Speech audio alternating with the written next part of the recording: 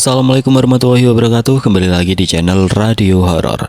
Untuk kisah kali ini masih ada sebuah cerita dari tulisannya Neneng Dewi NS.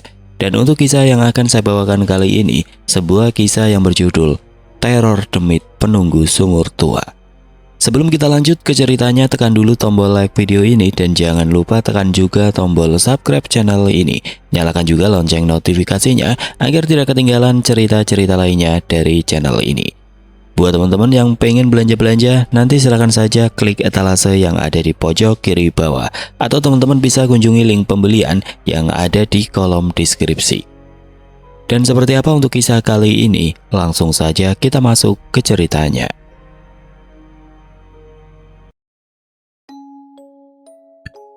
Bu Laila baru saja terlelap ketika tiba-tiba merasa ada sesuatu menindih tubuhnya, hingga membuatnya tidak bisa bernafas. Karena sosok yang berada di atas tubuhnya itu berwarna hitam.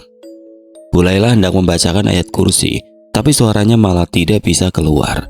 Seperti ada sesuatu yang menahan tenggorokannya. Ya Allah, itu apaan ya? Bu Laila bertanya dalam hatinya. Namun sosok hitam besar itu semakin kuat menekan tubuhnya, hingga Bu Laila benar-benar merasa kaku, tidak bisa menggerakkan anggota tubuhnya. Bu Laila mencoba sebisa mungkin membaca ayat kursi dalam hatinya, meski sambil menahan rasa sesak di dadanya. Akan tetapi karena rasa takutnya jauh lebih besar ketimbang keberaniannya, bacaan ayat kursinya malah jadi ngawur. Sementara Bu Laila hanya bisa menutup mata sambil ketakutan. Boro-boro bisa tidur dengan nyenyak, sampai akhirnya Bu Laila merasa lega. Tepat ketika adzan subuh berkumandang, sosok tinggi besar itu tahu-tahu sudah menghilang. Barulah Bu Laila bisa bernafas lega, karena akhirnya terbebas dari himpitan sosok hitam itu. Alhamdulillah ya Allah, ucap Bu Laila seraya mencoba bangun, meski sekujur tubuhnya terasa pegal-pegal, karena semalaman tidak bisa menggerakkan tubuhnya. Bu Laila pun membangunkan Pak Halim, suaminya yang sedang sakit, untuk ikut melaksanakan sholat subuh juga.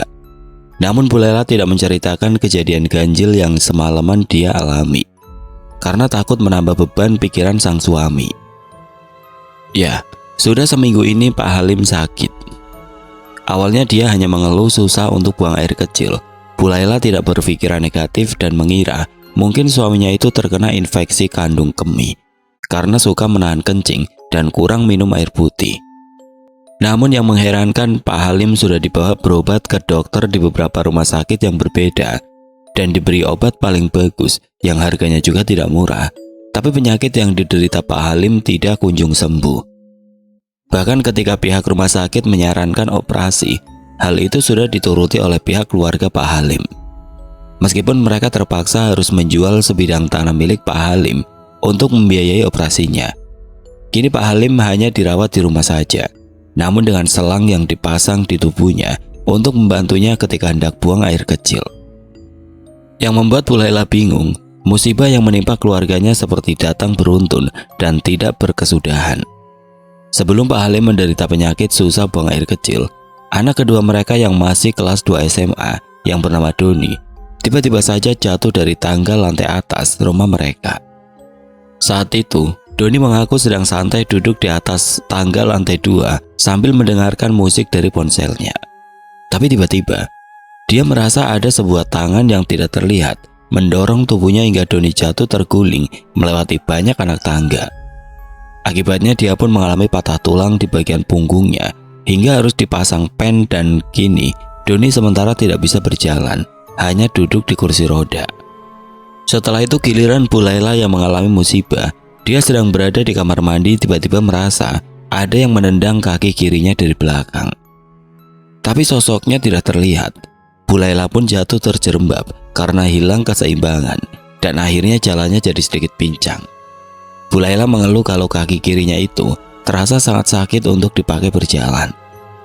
Bu Laila juga sudah berusaha berobat kemana-mana, tapi anehnya dokter bilang tidak terindikasi ada penyakit di kaki kirinya. Bu Laila pun akhirnya hanya bisa pasrah.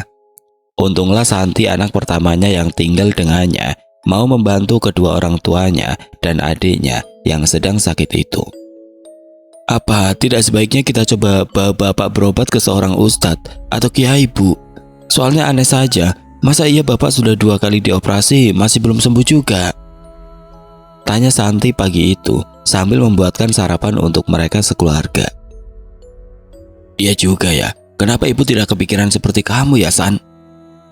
Ya mana tahu penyakit bapak dan apa yang terjadi sama ibu dan Doni itu asalnya gangguan dari makhluk dunia lain, Bu.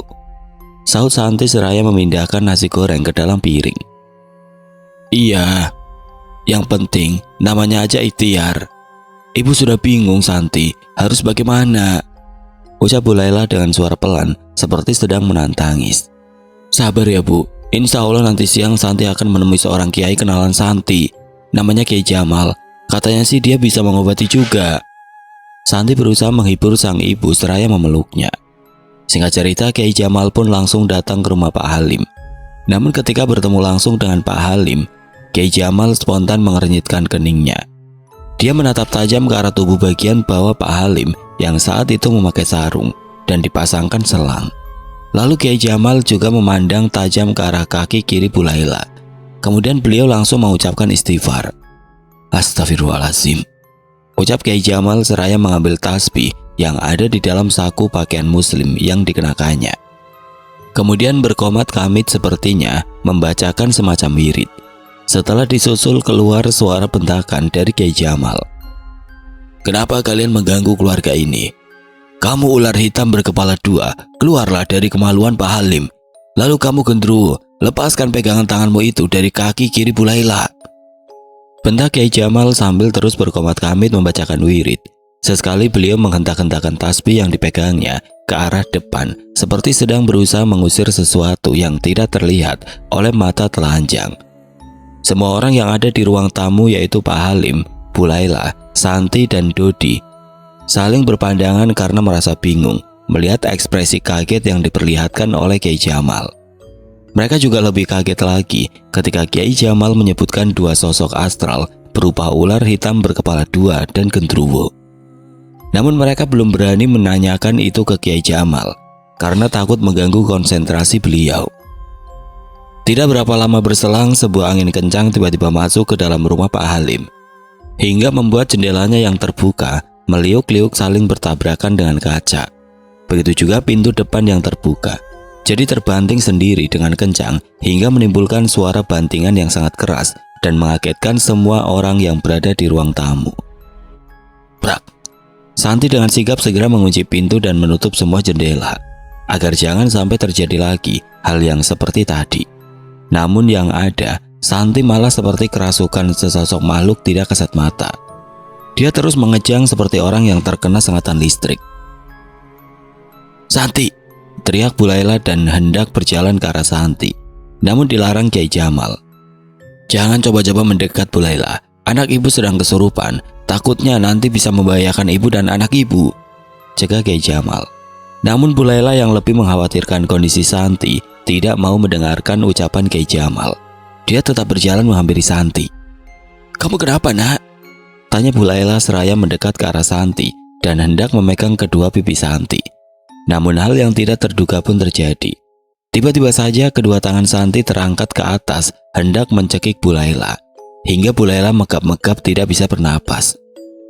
Melihat hal itu, Kiai Jamal tidak tinggal diam. Beliau langsung memukul-mukulkan tasbih yang dipegangnya ke arah tangan Santi, seraya berkomat kamit membacakan zikir. Di luar dugaan, sebuah teriakan terdengar dari mulut Santi. Ampun, panas, panas! Sontak kedua tangan Santi yang tadi mencengkram leher Bu Laila pun terlepas. Bu Laila segera menjauh dari tubuh Santi, seraya masih memegangi lehernya yang masih terasa sakit. Kiai Jamal segera membacakan ayat-ayat ruqyah untuk mengeluarkan sosok jin jahat yang kini masuk ke dalam tubuh Santi. Sesekali terdengar suara tawa mengekeh dari mulut Santi. Bila didengar secara seksama, suaranya mirip sekali dengan suara kakek-kakek. Keluar kamu dari tubuh gadis ini. Bila tidak, atas izin Allah aku akan bakar kamu.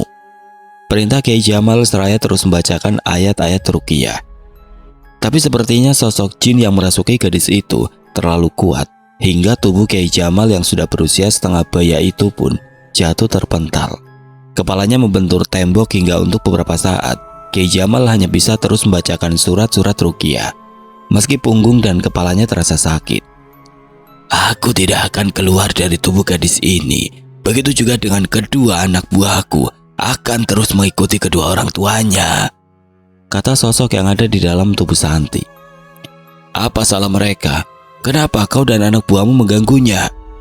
Tanya Kiai Jamal sambil terus membacakan ayat-ayat ruqyah.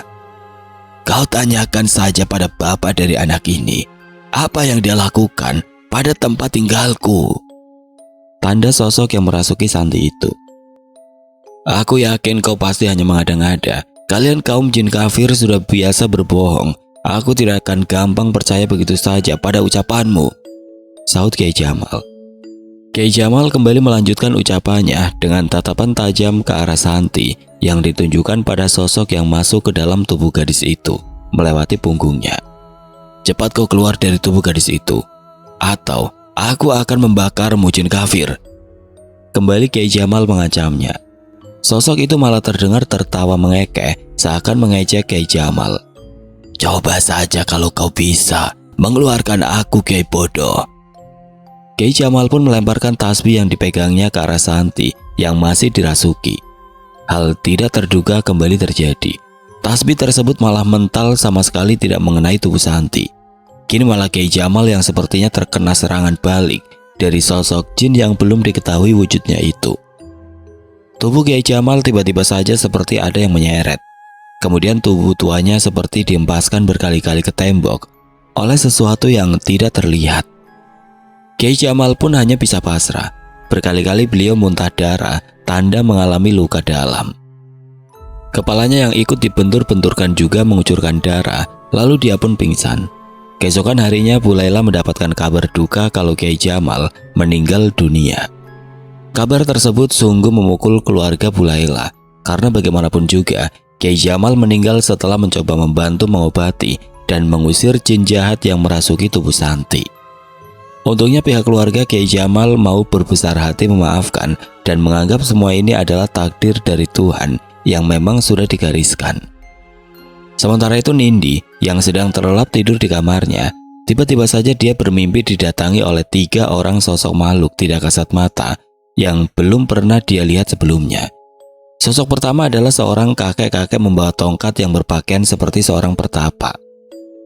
Di samping kirinya ada sosok hitam legam berambut ikal mirip gendruwo dan membawa batu berukuran sebesar kepalan tangan orang dewasa di tangannya. Terakhir di samping kiri sosok kakek pertapa itu adalah seekor ular hitam berukuran sangat besar dan panjang, namun memiliki 2 kepala. Kamu jangan sampai ikut campur urusan ini. Kalau kamu ikut campur, tanggung sendiri akibatnya.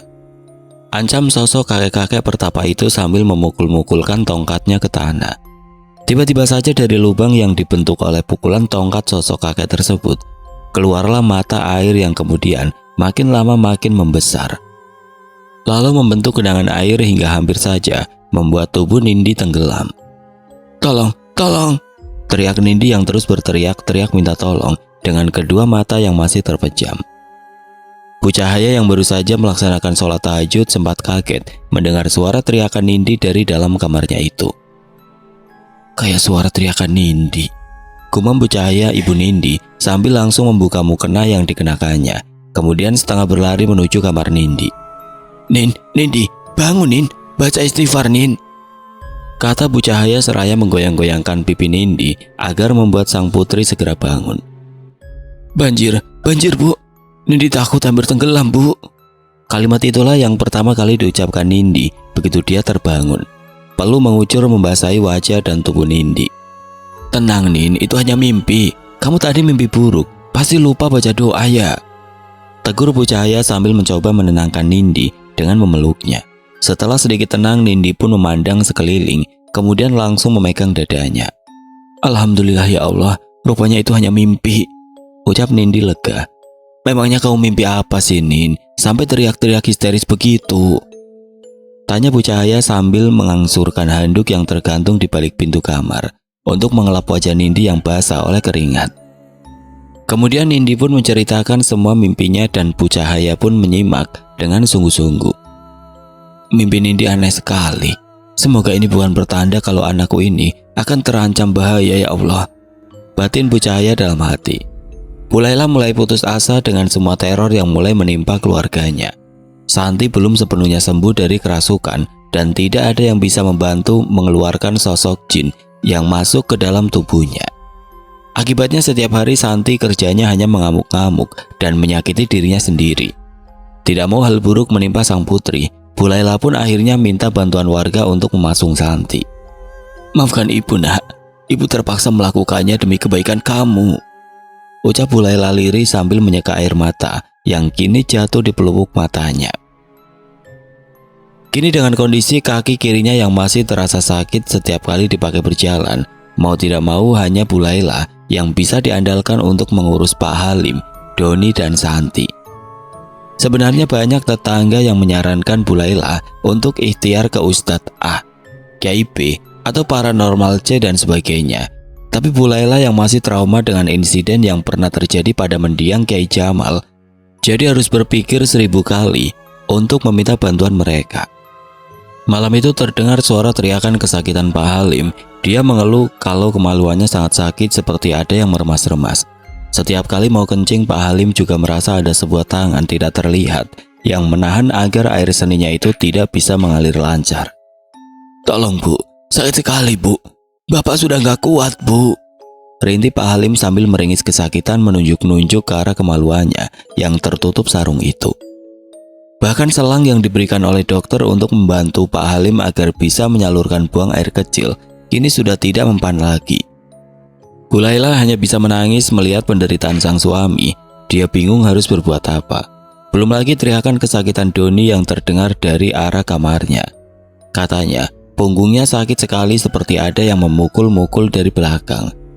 Doni yang masih berada di atas kursi roda jelas tidak berdaya untuk melawan. Doni hanya bisa berteriak kesakitan sambil memanggil-manggil ibunya. Belum lagi suara teriakan histeris diiringi tawa cekikikan dan tangisan memilukan dari Santi terdengar bergema dari arah kamar gudang, tempat di mana gadis itu masih dipasung. Anehnya meski tahu kalau Pak Halim sekeluarga yang menjabat sebagai RW sedang sakit, namun hanya sedikit warga yang datang menjenguk mereka. Malahan ketika ada seorang warga yang mengajak warga lainnya untuk datang, kebanyakan menolak. Males banget saya datang menjenguk. Biarin aja Pak RW merasakan buah dari keserakahan dia, kata seorang warga.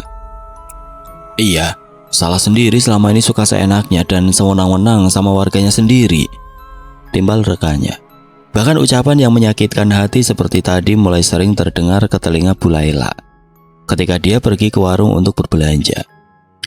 Di warung semua ibu-ibu terlihat memandang sinis padanya dan sama sekali seperti tidak merasa simpati sedikit pun akan musibah yang kini sedang menimpa Bu Laila sekeluarga.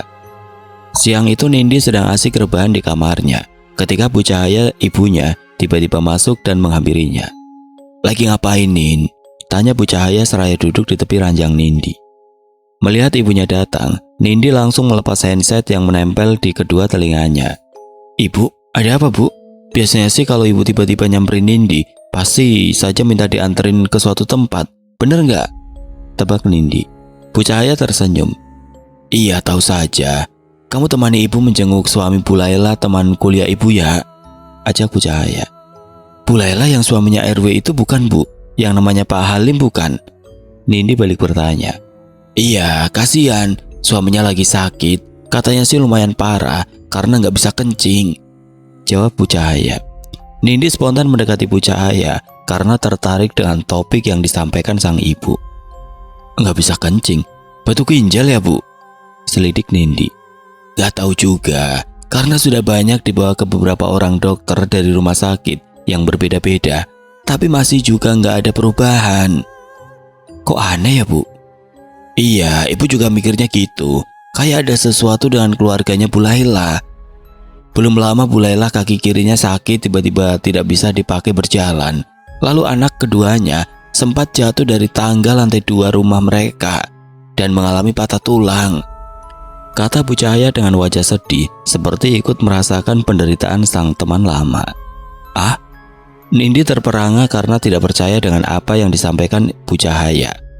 Iya, Malahan dengar-dengar sekarang anak pertamanya yang bernama Santi yang kerasukan hingga harus dipasung, Nin, ucap Bu Cahaya. Emang agak aneh sih, Bu, karena musibahnya banyak beruntun begitu, Nindi menjawab sambil manggut-manggut. Ya udah, kamu siap-siap, sebentar lagi kita berangkat ya, ucap Bu Cahaya seraya meninggalkan kamar Nindi. Singkat cerita, keduanya pun sampailah di rumah Bu Laila dan Pak Halim. Sebuah rumah bertingkat 2 yang lumayan mewah untuk ukuran lingkungan di sana. Di samping kiri rumahnya ada sebuah sumur tua yang konon usianya sudah lebih dari 100 tahun. Di belakang rumah mereka ada sebuah kebun yang cukup luas milik Pak Halim, yang suka dia tanami dengan jagung, kacang tanah, dan lain-lain. Saat mobil Nindi dan Bu Cahaya baru saja parkir di halaman rumah Bu Laila, tiba-tiba saja dari kejauhan Nindi seperti melihat ada seseorang yang memperhatikannya. Ya, tidak jauh dari sumur tua tampak seorang laki-laki tua yang pakaiannya serba putih, tapi hanya menutupi tubuh bagian bawahnya saja, memandang nanar ke arah Nindi dan Bu Cahaya. Penampilannya yang mirip seorang pertapa dan memegang tongkat di tangannya membuat Nindi jadi tiba-tiba teringat akan mimpinya kemarin malam. Nindi langsung menoel lengan ibunya. Bu, lihat nggak? Di sana ada kakek-kakek yang memperhatikan kita dari tadi, kata Nindi seraya menunjuk ke arah sosok kakek-kakek tadi berada. Tapi aneh, tiba-tiba saja sosok kakek-kakek tersebut sudah menghilang. Mana? Kok nggak ada? Tanya Bu Cahaya seraya ikut mengedarkan pandangan ke arah yang ditunjuk Nindi. Loh, tapi tadi beneran ada loh, Bu. Aku nggak bohong. Tahu nggak, sosok kakek-kakek itu persis banget sama sosok kakek-kakek yang ada di mimpi buruk aku, Bu, tanya Nindi keheranan. Sudahlah, jangan kamu pikirin. Ayo kita masuk, ajak Bu Cahaya sambil memegang tangan Nindi. Namun baru saja keduanya melangkah masuk ke teras rumah, mendadak kepala Nindi menjadi sangat pusing, bagai diputar-putar layaknya gasing. Begitupun juga perutnya terasa begitu mual, seperti ada yang mengaduk-aduk dari dalam. Berbeda dengan Bu Cahaya yang sepertinya biasa-biasa saja. Kamu kenapa, Nin? Bu Cahaya heran melihat Nindi yang memegangi perut dan mulutnya. Belum sempat Nindi menjawab, tiba-tiba Nindi ambruk tepat di depan pintu masuk. Bu Cahaya pun kelimpungan. Bu Laila yang membukakan pintu ikut kaget dan membantu Bu Cahaya menggotong tubuh Nindi masuk ke dalam rumah, lalu merebahkan tubuh jangkung gadis itu di atas sofa. Sementara itu Nindi merasa seperti dibawa ke sebuah tempat yang sangat asing baginya. Tempat itu bentuknya seperti sebuah bulatan yang ada genangan air di dalamnya. Nindi sampai merasa menggigil kedinginan karena tubuhnya sempat terkena cipratan air yang berada di dalam tempat yang mirip sumur tua itu. Kamu benar-benar gadis yang keras kepala. Aku sudah memperingatkanmu jangan ikut campur urusanku, tapi kamu malah sengaja datang ke sini seolah-olah ingin menantangku, bentak sebuah suara berat yang bergema dari sumur itu. Nindi yang masih bingung celingukan ke kiri dan ke kanan. Saat mendongak ke atas dia baru sadar, rupanya saat itu dia memang sedang berada di dalam sebuah sumur. Tapi dia sendiri tidak tahu kini sedang berada di sumur yang mana.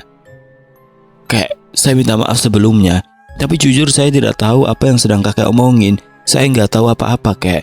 Dan kenapa saya malah dibawa-bawa dalam urusan yang saya sendiri nggak tahu, protes Nindi. Jangan pura-pura bodoh kamu. Aku tahu kamu bukan anak sembarangan. Kamu anak istimewa yang diberikan Tuhan kelebihan. Tapi kamu salah besar bila sampai membela orang yang salah. Ingat itu, tanda suara sosok kakek-kakek pertapa itu. Duh, makin pusing saya, Kek. Coba tolong kakek jelaskan siapa orang yang kakek bilang bersalah itu. Lalu kesalahan apa yang sudah dia perbuat hingga kakek begitu murka? Nindi memberanikan diri untuk bertanya. Padahal itu hanya akal-akalan Nindi saja, karena sebenarnya dia sedang berusaha mencari cara agar bisa keluar dari dalam sumur tersebut. Baiklah, laki-laki yang bernama Halim itu sudah mengotori rumah kediamanku yang sudah aku huni selama hampir 200 tahun. Rumahku yang dulu bersih, terawat dan begitu nyaman untuk ditinggali, kini berubah jadi tempat pembuangan kotoran dan air kencing manusia. Apa menurutmu itu tidak kurang ajar? Mana mungkin aku diam saja? Tanda sosok kakek pertapa tersebut yang kini tahu-tahu sudah berdiri dengan posisi kayang di depan Nindi. Nindi manggut-manggut. Kini dia paham akar permasalahannya. Rupanya Pak Halim dengan sengaja menjadikan sumur tua yang ada di samping rumahnya tersebut sebuah tempat pembuangan kotoran. Hal itulah yang memicu kemurkaan sosok kakek Pertapa hingga membalas dendam dengan meneror seluruh anggota keluarga Pak Halim dan memberinya penyakit yang tidak bisa disembuhkan oleh dokter manapun. Baik kek, sekarang saya paham. Tapi maaf, apa saya boleh membantu kakek untuk menyampaikan semua ini ke Pak Halim? Biar mereka tahu letak kesalahan mereka itu di mana. Baiklah, aku hanya minta agar rumahku ini kembali dikembalikan seperti sedia kala. Aku ingin rumahku ini bersih dari semua kotoran dan air kencing manusia yang sudah terlanjur mereka buang ke sini. Pinta sosok kakek Pertapa tersebut. Baik kek, nanti semua pesan kakek akan saya sampaikan ya. Semoga saja Pak Halim sekeluarga menyadari kehilafan mereka. Tidak lama kemudian Nindi seperti merasa berada di dalam pusaran sebuah lorong mirip lorong waktu. Dia terbang melayang dengan badan yang terasa ringan seperti sebuah kipas yang diterbangkan angin. Saat itulah Nindi langsung terbangun dan tahu-tahu sudah berada di ruang tamu rumah Bu Raila dan Pak Halim. Nindi, kamu sudah siuman, nak? Syukurlah, kata Bu Cahaya. Ini minum dulu, Neng Nindi, timbal Bu Laila sambil mengangsurkan segelas air putih ke Nindi. Makasih Bu, ucap Nindi seraya langsung meminum air tersebut hingga habis. Sekarang ceritakan sama kami, tadi apa yang sudah terjadi sama kamu? Tadi itu kamu pingsan, Nin, lama banget, hampir 2 jam, kata Bu Cahaya. Nindi melongo. Masa iya sih Bu, aku pingsannya selama itu? Perasaan tadi cuma sebentar doang, tanya Nindi keheranan. Ya udah buruan, kamu cerita. Lalu Nindi pun menceritakan semua yang sudah dialaminya termasuk tentang amanat sosok kakek Pertapa, penghuni sumur tua. Ketika Bu Laila mempercayai semua yang dikatakan Nindi, namun reaksi sebaliknya justru diperlihatkan Pak Halim. Halah, kamu ini Neng Nindi, paling cuma ngarang doang. Mana ada cerita seperti itu, paling cuma hasil hayalan kamu saja kan? Ejek Pak Halim. Bu Cahaya yang merasa tersinggung dengan ucapan Pak Halim langsung menegurnya. Maksud Pak Halim apa? Apa Pak Halim bilang anak saya ini cuma bohong?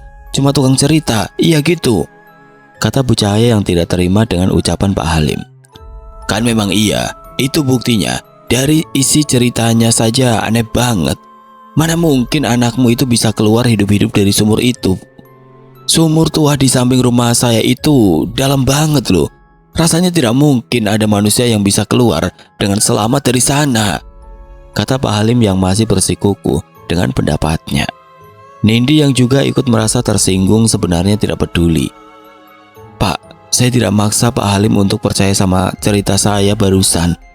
Tapi tolong kalau ingin Bapak sekeluarga selamat, bersihkan kembali sumur tua yang kini sudah tercemar oleh air kencing dan kotoran manusia yang sudah Bapak jadikan tempat pembuangan itu. Penghuni sumurnya sangat murka loh sama Bapak. Tandas Nindi sedikit emosi. Bu Laila yang dari tadi menyimak semua ucapan Nindi tiba-tiba menegur Pak Halim. Tuh Pak, betul kan firasat Ibu? Waktu Bapak memutuskan untuk menjadikan sumur tua itu sebagai saluran pembuangan, kan Ibu sudah menentang, tapi Bapak tetap saja ngotot, keluh Bu Laila. Namun bukannya menerima diingatkan oleh sang istri, Pak Halim malah berbalik memarahi Bu Laila. Ibu ini gimana? Malah ikut-ikutan percaya sama dongeng yang disampaikan Neng Nindi sih. Pokoknya Bapak tidak percaya Bu sama ucapan anak teman Ibu ini. Titik. Ya sudah, Bapak mau istirahat, kata Pak Halim sambil berdiri lalu berjalan pelan menuju kamarnya. Tidak lama berselang kembali terdengar teriakan kesakitan dari Doni. Bu Laila langsung menuju kamar Doni. Nindi dan Bu Cahaya pun mengikutinya dari belakang. Mata Nindi langsung terbelalak ketika melihat apa yang dilihat oleh mata batinnya, tapi tidak bisa terlihat oleh mata biasa. Ya, di sana Nindi melihat Doni punggungnya sedang dipukuli sesosok makhluk hitam berambut keriting. Itulah yang membuat Doni selalu berteriak kesakitan di saat-saat tertentu. Makhluk jelek, kamu apain laki-laki itu? Gak ada kerjaan banget mukulin orang yang gak punya dosa, bentak Nindi pada makhluk sejenis genderuwo itu. Bu Laila kaget dan memandang ke arah Bu Cahaya seakan meminta penjelasan. Namun Bu Cahaya memberi isyarat dengan tangannya agar Bu Laila tenang. Bu Laila pun manut. Makhluk yang serba hitam itu marah diomelin oleh Nindi. Dia langsung melempari Nindi dengan batu sebesar kepalan tangan orang dewasa itu. Untung Nindi dengan gesit mengelak. Giliran Nindi yang menendang makhluk tersebut dengan jurus karate yang dimilikinya. Tapi tentu saja sebelumnya dia membaca basmalah. Akibatnya, sosok mirip genderuwo itu pun jatuh tercengkang. Tapi dia langsung bangkit dan hendak mencekik ke Nindi. Namun tiba-tiba, sebuah tendangan kembali menghajarnya. "Berani-beraninya kamu mau menyakiti gadis ini!" teriak sosok perempuan cantik berpakaian khas Bali yang tahu-tahu sudah muncul di samping Nindi. "Nyai Nimas Ayu," seru Nindi sumringah. "Kenapa kamu tadi tidak memanggilku, Nindi?" protes Nyai Nimas Ayu. "Maaf Nyai, saya lupa," saut Nindi sambil cengengesan. Tanpa membuang waktu, Nyai Nimas Ayu langsung menghajar kembali sosok mirip genderuwo tersebut dengan mematahkan kedua tangannya. "Sekarang pergilah ke tuanmu.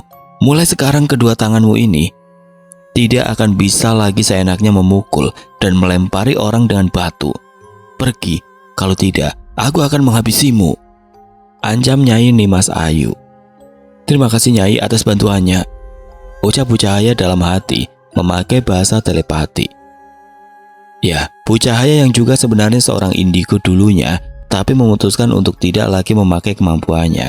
Dia bisa melihat Nyai Nimas Ayu karena dulu Nyai Nimas Ayu adalah penjaganya. "Sama-sama," saut Nyai Nimas Ayu. "Sekarang kamu harus membantu gadis itu, Nin, sebelum sukmanya diambil paksa oleh sosok kakek tua penghuni sumur tua," kata Nyai Nimas Ayu. Singkat cerita, mereka pun segera menuju kamar gudang. Nindi sungguh merasa terenyuh dengan pemandangan yang dia lihat, di mana dia melihat Santi kondisinya sungguh memprihatinkan. Kedua kakinya diikat dengan rantai besi, sementara rambutnya acak-acakan. Belum lagi bau pesing dan bau kotoran manusia juga ikut tercium membuat siapapun tidak betah berlama-lama berada di sana. "Keluar kau kakek tua. Jangan menyakiti gadis ini. Dia tidak bersalah." Nyai Nimas Ayu langsung membentak ke arah sosok kakek pertapa yang merasuki tubuh Santi. Terdengar suara terkekeh yang sangat dikenali Nindi. Gadis bau kencur. Kau tadi aku lepaskan karena kau berjanji akan menyampaikan amanatku pada pemilik rumah ini. Tapi kenapa malah sekarang kau bawa teman untuk menyerangku dan anak buahku si genderuwo?" kata sosok kakek pertapa yang sepertinya menganggap Nindi sudah ingkar janji. "Maafkan saya, Kek, tapi semua amanat kakek sudah saya sampaikan pada Pak Halim, tapi beliau tidak mempercayai semua ucapan saya," Nindi mencoba menjelaskan. Aku tidak mau tahu.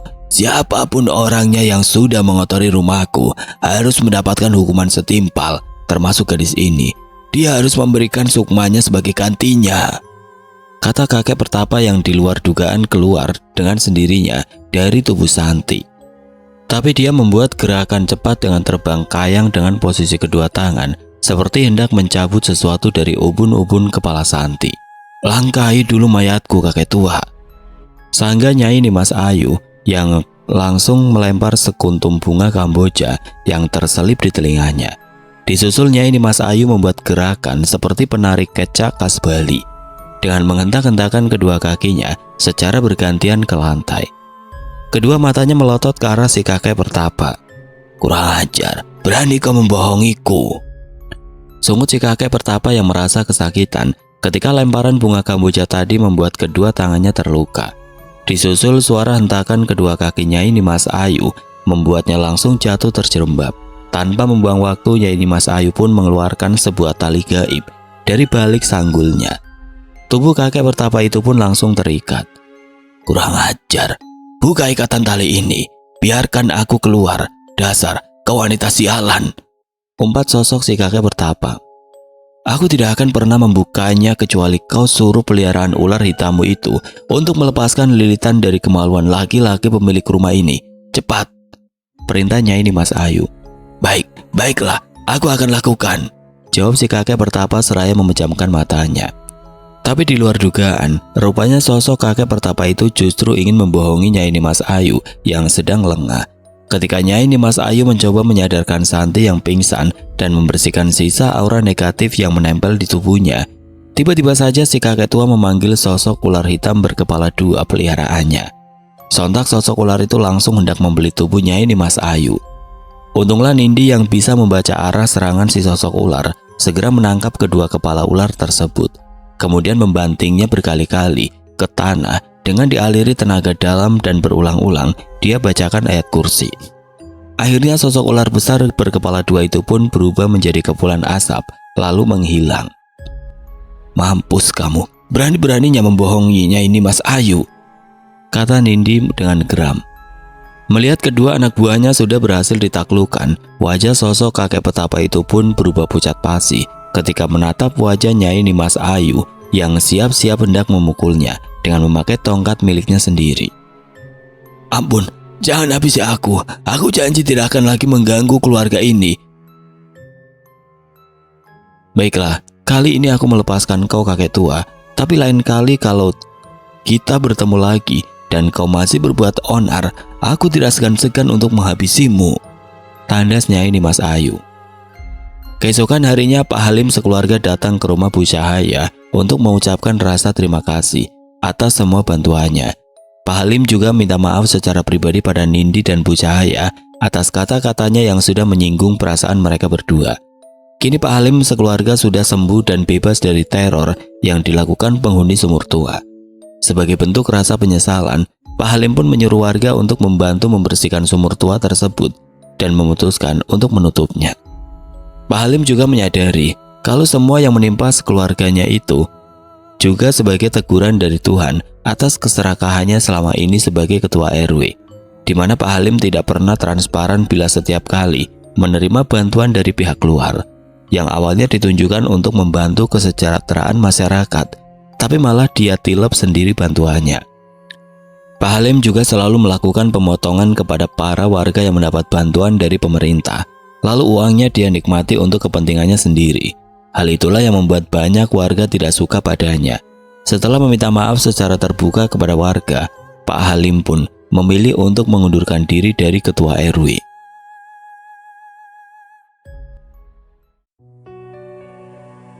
Oke teman-teman, sekian untuk kisah kali ini. Bagaimana menurut kalian tentang kisah ini? Tulis komentar kalian di kolom komentar. Dan semoga apa yang sudah saya bagikan dalam kisah ini dapat dijadikan pembelajaran untuk kita semua. Dan buat teman-teman yang baru bergabung, jangan lupa untuk like, komen, share, serta subscribe channel ini. Dan nantikan kisah-kisah horor berikutnya tetap di channel Radio Horor. Wassalamualaikum warahmatullahi wabarakatuh.